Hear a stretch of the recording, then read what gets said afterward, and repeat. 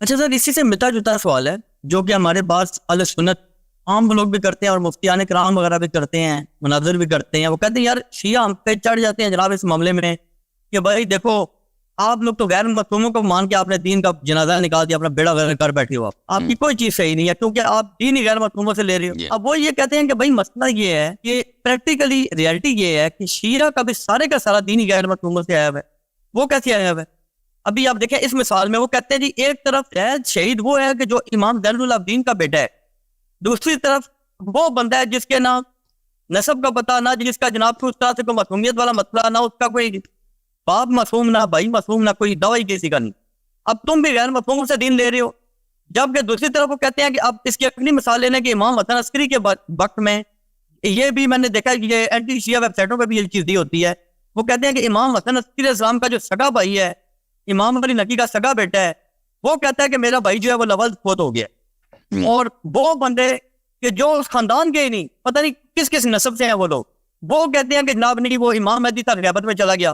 وہ کہتے ہیں آپ غیر معصوموں کو مان کے بیٹھے ہوئے ہو اور آپ نے اہل رسول کو چھوڑا ہوا ہے اور ہم پہ الزام دیتے ہو، جبکہ ہم تو یہ کہتے ہیں کہ ہم تو نیچے کی طرف آتے ہی نہیں، ہماری تو وارث سند ہی رسول اللہ تک تو عرض یہ ہے کہ ہم راوی کے قول کو کبھی حجت نہیں مانتے کہ ہم نے غیر معصوموں سے اتباع کی، بالکل نہیں کی. ہم نے صرف معصومین علیہ السلام کی اتباع کی ہے. اگر کوئی راوی ثقہ ہے، وہ صحیح حدیث نقل کرتا ہے اور دلائل ملتے ہیں کہ اس کی روایت صحیح ہے، تو اس کی روایت حجت ہے.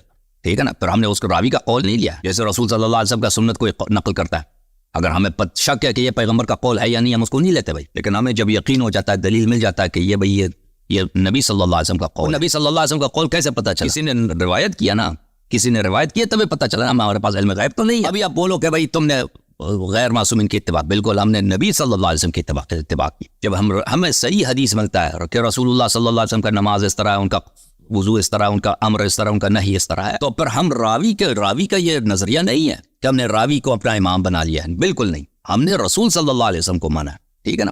زید اگر لمبا صاحب یہ کہتے ہیں، وہ کہتے ہیں ہمارا کیا جرم ہے، پھر ہم بھی تو یہ کر رہے ہیں، آپ بھی مجبور ہو، ہم بھی مجبور. ہاں، تو آپ ائمہ طاہرین علیہ السلام کی اتباع نہیں کرتے نا. تو رسول صلی اللہ علیہ وسلم کے ابھی آتے ہیں نا، ابھی زید کا میں جواب دیں پھر اس سوال کی طرف بھی آتا ہے. تو دیکھیں، تو پھر راوی کے حدیث پہ عمل کرنا کا مطلب یہ نہیں کہ راوی آپ کا امام بن گیا، راوی آپ کا رسول اللہ کا حجت بن گیا.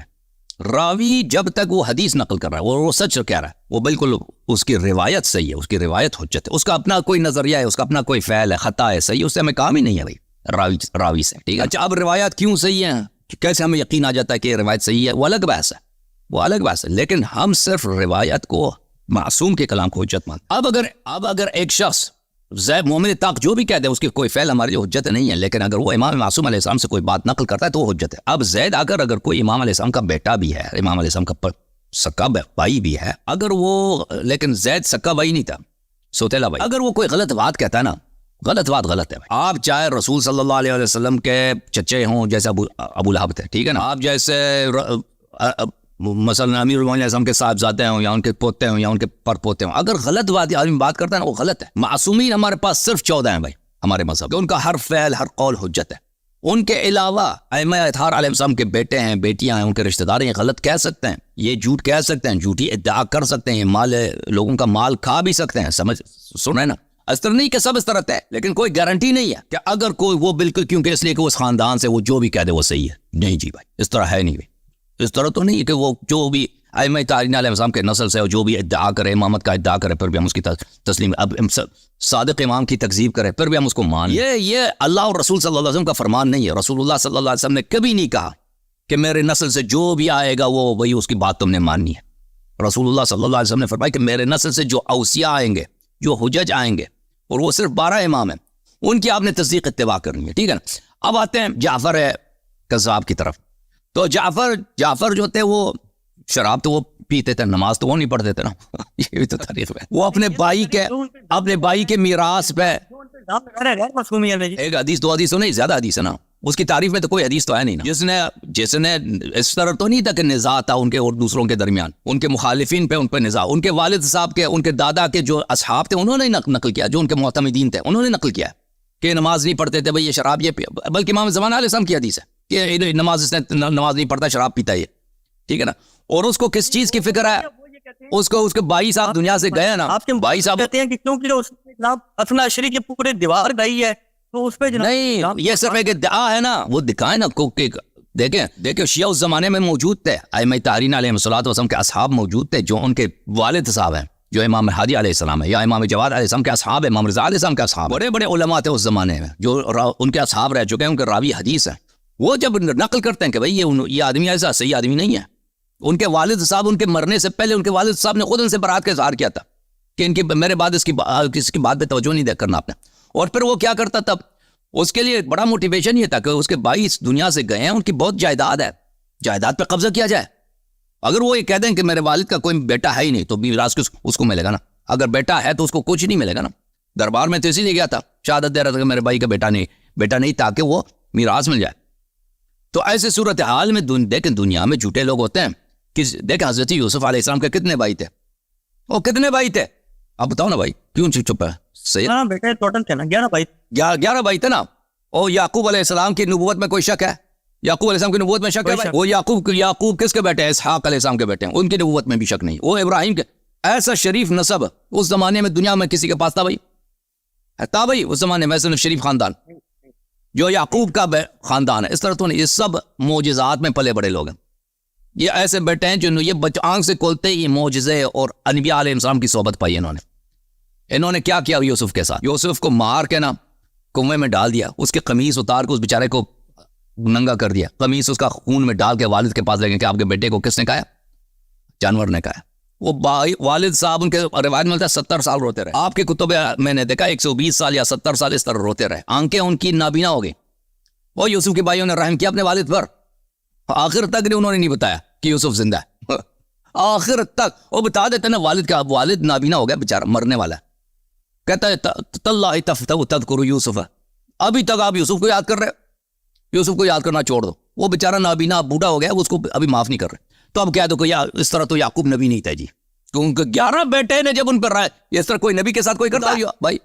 وہ کوئی نبی کے ساتھ، کوئی مولوی کے ساتھ اس طرح کرتا ہے؟ آپ کے گاؤں میں کوئی شخص اپنے والد کے ساتھ اس طرح کرتا ہے جو نبی بھی نہ ہو؟ اپنے بھائی کو قتل کر کے کنویں میں، قتل تو نہیں کیا، کنویں میں ایسے زخمی کر کے اور زخمی کر کے ڈال دیا، اس کے بعد نکال کے اس کو غلامی میں بیچ دیا نا. یہ بھی تو کیا نا ان کے بھائیوں نے، بھائی بھی نہیں، یوسف بھی نبی.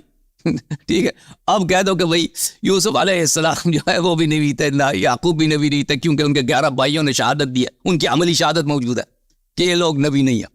اور غیر معصوموں سے گناہ سرزد ہو سکتا ہے. غیر معصوم جو ہے نا انسان، وہ غلط فعل بجا لا سکتا ہے اور بہت بری غلط فعل بجا لا سکتا ہے. یہ رشتہ داری بذات خود کہ کوئی شخص نبی صلی اللہ علیہ وسلم کا رشتہ دار ہو یا ان کی نسل سے ہو، یہ ایک مقدس چیز ہے.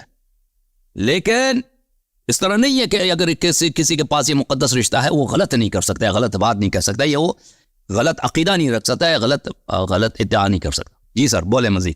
اچھا سر، اس میں عرض یہ کروں گا نا کہ آپ نے جواب دیا، ٹھیک ہے، آپ کا موقف پہنچ گیا ہے، آپ نے دلائل دیا، لیکن اس میں جو اکثر سوال پیدا ہو رہا ہے نا وہ یہ ہو رہا ہے کہ اہل سنت یہ کہہ رہے ہیں کہ بھائی مسئلہ یہ ہے کہ شیعہ ہم پہ جو الزامات کی بچھاڑ کر رہے ہیں، ہمارے پہ جو چڑھائی کر رہے ہیں، ہمارے خلاف جو سارا پروپیگنڈا کر رہے ہیں، وہ یہی کر رہے ہیں کہ بھائی یہ ایسے ظالم لوگ ہیں اہل سنت کہ انہوں نے اللہ کے رسول پر جھوٹ باندھ دیا، حدیثوں کے نام پہ کیوں باندھ دی ہیں کہ انہوں نے دین غیر معصوموں سے لی ہے. ان کے جو راوی ہے سارے غیر معصوم ہیں. سادہ بندہ کہتے ہیں یار بات تو بڑی لاجیکل ہے، پھر دیکھو جو بندہ خود معصوم نہیں ہے، جو گناہ گار ہے، ہر انسان ہی گناہ گار ہے، جس کے اللہ حفاظت نہ کرے تو وہ کہاں سے سچ بتائے گا؟ ہو سکتا ہے جھوٹ بولا ہو. تو وہ کہتے ہیں کہ خود یہ جن اماموں کا دعویٰ کر رہے ہیں خود مان رہے ہیں کہ بھائی ان کے جتنے راوی سارے غیر معصوم ہیں، ان کے کردار بھی مشکوک ہے. اب سوال یہ ہے کہ وہ کہتے ہیں سنیے ہمارا کیا قصور ہے، ہم تو اللہ کے رسول سے روایت کر رہے ہیں نا، اوپر جا کے ہماری تو، بلکہ وہ کہتے ہیں کہ ان کی تو سند پھر بھی نیچے جا کے رک جاتی ہے، امام جب صادق کے درمیان میں بڑے بندے، ہماری تو کوئی سند ہی نہیں جو اللہ کے رسول تک نہ پہنچے. وہاں پہ یہ ہم پہ چڑھ دوڑتے ہیں کہ بھائی تم جتنے بندے لے کر آ رہے ہو راوی سارے، یہ تو سارے جھوٹے بھی ہو سکتے ہیں، کذاب بھی ہو سکتے ہیں، فراڈیت بھی ہو سکتے ہیں، غیر معصوم بھی ہو سکتے ہیں. تو سنی کہتے ہیں بھائی ہم کریں کیا؟ عرض ہے تو آپ کے باپ آپ دیکھیں معصوموں کی ایک پوری چین چاہیے قیامت تک، یا تو امام مہدی. ان کی بات ہی غلط ہے، وہ ان کی بات غلط ہے. دیکھیں اشکال یہ ہے، میں آپ کو بتا دوں، اب اصلا شریف کہتے ہیں جی امام سے پتہ نہیں چلتا، اب آپ غیر معصوموں سے لیں گے روایتیں، تو بات تو سنیے پہ عرض ہے. اگر دیکھیں پہلی بات ہے کہ رسول اللہ صلی اللہ علیہ وسلم نے فرمایا کہ میرے بعد میرے اہل بیت کی اتباع کرو، 12 اماموں کی اتباع کرو، امیر المومنین علیہ السلام کی اتباع کرو. تم لوگ اس کو نہیں مانتے، حالانکہ اپنی کتابوں میں یہ اس کے دلائل بکثرت موجود ہے. ابو بکر عمر کی تم اتباع اور طاعت واجب سمجھتے ہو, ان کے قول کی تصدیق واجب سمجھتے ہو, ٹھیک ہے نا, اور وہ ان کی امامت کی کوئی دلیل ہے نہیں. اشکال جو ہمارے آپ کے مذہب پر ہے وہ اس طرح نہیں کہ آپ حدیث کیوں نقل کرتے ہو, حدیث پہ کیوں عمل کرتے ہو, وہ تو مشترک ہے, تو آپ بھی حدیث پہ عمل کرتے ہیں, ہم بھی حدیث پہ عمل کرتے ہیں, وہ اشکال نہیں ہے. تو کہتے ہیں ہم حضرت بکر کی حدیث مانتے ہیں نہیں. حضرت ابو بکر کی کون سی حدیث ہے؟ وہ کہتے ہیں ایک حدیث بتاؤ حضرت بکر کی. وہ حضرت دیکھیں اس کی طاعت واجب ہے یا نہیں ہے. دیکھیں رسول صلی اللہ علیہ وسلم کے بعد اس نے امامت کا ادعا کیا ہے, اس کی طاعت لوگوں پہ واجب تھی یا نہیں تھی شرعی لحاظ سے؟ عمر کی اسی طرح, عثمان کی اسی طرح, بقیہ خلفاء کی. آج بھی کوئی خلیفہ بن جائے نا, اس کی طاعت واجب ہے, اس کی نصرت واجب ہے, اس کی مخالفت حرام ہے آپ کے مذہب میں, ٹھیک ہے نا. اور یہ شرعی لحاظ سے حرام ہے اس کی مخالفت کرنا, اس کی نصرت کرنا واجب, اس کی طاعت کرنا واجب, اس کے پیچھے نماز پڑھنا واجب ہے, اس کو زکوٰۃ دینا واجب ہے.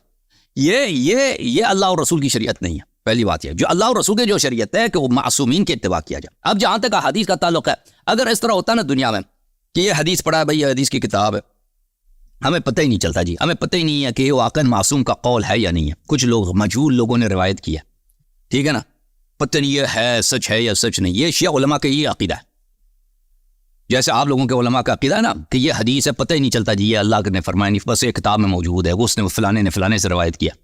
شیعہ مجتہدین کا یہ عقیدہ ہے. ان کا تو دین ہی نہیں ہے بھائی, ان کا تو دین ہی نہیں ہے بھائی. وہ اگر کسی حدیث کو صحیح کہتا ہے نا, اس کا مطلب یہ نہیں کہ واقعی امام کا قول ہے. وہ کہتے ہیں یہ اس لیے حجت ہے, خبر واحد ہے, اس کے سب رجال ثقات ہیں, اگر یہ غلط بھی ہے تب بھی حجت ہے. وہ اس لیے نہیں کہتے واقعا صحیح ہے. ان کے مذہب پہ یہ اشکال آپ کا آ سکتا ہے جب آپ کو پتہ ہی نہیں ہے کہ امام علیہ کا قول ہے, ٹھیک ہے نا, یا رسول اللہ صلی اللہ علیہ وسلم کا قول ہے, تو آپ کہاں سے کہہ رہے ہیں, کیوں عمل کیوں کر رہے ہو, اس کو کیوں دین کا حصہ بنا رہے ہیں, ٹھیک ہے نا.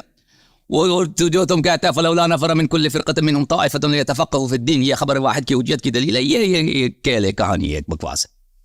تو یہ اشکال آپ لوگوں کے علماء اور ہمارے علماء پہ مشترک وارد ہے. لیکن یہ شیعہ جو اہل بیت علیہ السلام کے ماننے والے شیعہ ہیں, اہل بیت کے احادیث کو ماننے والے شیعہ ہیں, شیعہ محدثین کا یہ قول نہیں ہے.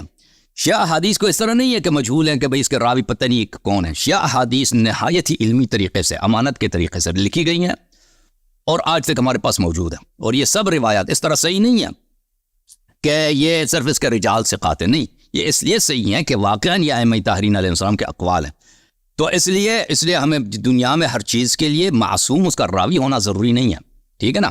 اگر کوئی چیز معصوم سے اگر کوئی بطن غیر مفہوم, جو روایت امام سے سننے والا بھی غیر مفہوم, نیچے 3-4 غیر مفہوم آ رہے ہیں, کیسے پتہ ہے آپ کو کہ اللہ کے رسول کا قول ہے؟ کیونکہ یہ احادیث ائمہ طاہرین علیہ السلام کے زمانے میں ائمہ طاہرین علیہ السلام کے زمانے میں یہ احادیث کتابی صورت میں لکھی گئی تھی, کتابی صورت میں, ٹھیک ہے نا, کثرت کے ساتھ, ہزاروں کی تعداد میں. اور شیعوں کے ائمہ طاہرین علیہ السلام نے ان کتابوں کی تصدیق فرمائی تھی اور فرمایا تھا ان کتابوں پہ عمل کرو. اور انہی کتابوں سے کلینی نے اپنی کافی لکھی ہے, یعنی انہی کتابوں, ان کے درمیان جو واسطے پڑھتے ہیں وہ صرف مشائخ اجازہ ہیں جنہوں نے ان کو اجازت دی نقل کرنے کی, اور وہ نہ وہ مجہول بھی ہو, فاسق بھی ہو, اس سے کوئی فرق نہیں پڑتا, ٹھیک ہے نا. یہ سنیوں کا اپنا فرق بتائے نا. سنیوں میں یہ ہے کہ بھئی رسول صلی اللہ علیہ وسلم کے زمانے میں کوئی کتاب ہی نہیں لکھی گئی, صحابہ کے زمانے میں کوئی کتاب ہی نہیں لکھی گئی, تابعین کے زمانے میں کوئی کتاب ہی نہیں لکھی گئی, تابعین کے زمانے میں پھر جا کے وہ سینہ بسینہ نقل ہوتا رہا, پھر تابعین کے زمانے میں کچھ لوگوں نے لکھا, کچھ لوگوں نے نہیں لکھا, پھر آگے چلا 200 سال کے بعد وہ کتابی صورت میں ہے نا. اس میں تو وہ تو کوئی چیز قابل اعتبار نہیں رہتا نا. وہ تو اس طرح نہیں کہ رسول اللہ صلی اللہ علیہ وسلم نے کتاب بخاری کی تصدیق کی ہو کہ یہ کتاب صحیح ہے, جب ہمارے پاس ائمہ طاہرین علیہ السلام کے زمانے میں کتابیں بکثرت تھی اور ائمہ اطہار علیہ السلام کتابوں کو چیک کرتے تھے اور فرماتے تھے کہ ان کتابوں پہ عمل کرو. انہی کتابوں سے ملا اعظم الفقی لکھی گئی, انہی کتابوں سے کتاب کافی لکھی گئی, انہی کتابوں سے کتاب کمال الدین لکھی گئی ہے. تو یہ تو آپ دیکھیں ہمارے پاس علم رجال ہے ہی نہیں شیعوں کے پاس, جیسے آپ لوگوں کے پاس ہے نا کتاب تقریب التہذیب ہے یا تہذیب التہذیب یا تہذیب الکمال مزی, اس طرح نہیں ہمارے پاس. ہمارے پاس صرف مصنفین کے نام موجود ہے کہ فلان شخص امام جعفر صادق علیہ السلام کا صحابی ہے, بڑا جلیل القدر ہے, اس کے پاس اس نے 70 کتابیں لکھی, یہ کتابیں ہیں اس کے پاس, یہ فلان کتاب عمر ابن عزین ہے, اس نے ابو وسیر اتنی کتابیں لکھی, ٹھیک ہے نا. ہمارے پاس مصنفین اور مصنفین کے اسامی اور فہرست موجود ہے, ٹھیک ہے نا. ہمارے سب اصحاب ائمہ علیہ السلام سب کے سب مصنف تھے, علماء دین تھے, انہوں نے کتابیں لکھی ہیں اور ائمہ طاہرین علیہ السلام کے حکم سے لکھی ہے.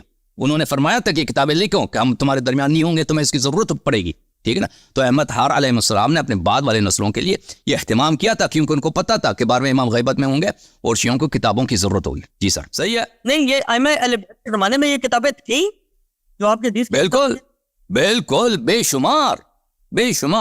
مثلا کون سی کتاب تھی؟ مثلا وہ راوی آتا ہے نا امام جعفر صادق علیہ السلام کے پاس کہتا ہے نماز مجھے تم امام علیہ السلام فرماتے ہیں نماز تم مجھے دیکھ کے سنا دو.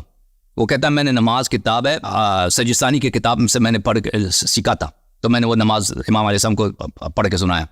اور آپ دیکھیں ہماری کتابوں میں یہ سجستانی اس زمانے میں یعنی شیعہ سجستانی صاحب کی کتاب ہے, عزیر سجستانی ہے, عبدالعزیز میں اس کا نام بھول گیا, اس کی کتاب سے شیعہ عمل کرتے تھے. اس نے نماز کی جو کتاب تھی کہ نماز کیسے پڑھنی چاہیے, احادیث تھے, اس پہ عمل کرتے تھے. اب اس کی احادیث کتنے کافی میں زیادہ ہے. سجستانی صاحب کی کتاب کی احادیث کافی میں بڑی پڑھی ہیں نماز کے مختلف ابواب میں. اسی طرح ملا حضر الفقی میں یہ بہت ایک وسیع باب ہے کہ خود ائمہ علیہ السلام کتاب دیتے تھے, ان کے اپنے پاس کتابیں ہوتی تھیں. مثلا ابان بن تغلب میں کہ امام علیہ السلام نے اس کو 3 کتابیں دے دی, ایک کتاب دی یا 2 کتابیں دی کہ یہ کتاب اس کو پڑھو اور لوگوں میں نشر کرو, اگر کوئی اس میں سے کوئی حدیث تم چھپا دو تو تم پہ اللہ کی لعنت ہے, لوگوں کو دکھا دینا. دوسری کتاب دے دی اور بتایا کہ یہ حدیث اگر تم نے اس حدیث کو صرف تمہارے لیے کسی کو ایک حدیث بھی اس کا سنائے تو تم پہ اللہ کی لعنت, ٹھیک ہے نا. اور بہت سارے لوگ آتے تھے ائمہ تارین علیہ الصلوۃ والسلام سے کتابیں دکھاتے تھے کہ ہم یہ کتاب صحیح اس پہ عمل کریں, فرماتے تھے عمل کرو. جی ہاں. اور بہت سارے ہوتے تھے کہ ان کی کتابوں میں منع کرتے تھے کہ وہ فلانی آدمی جھوٹا ہے, اس نے اپنی کتابوں میں غلط باتیں ڈال دی, ہماری حدیث میں غلط حدیث مکس کر دی, اس سے تم دور رہو.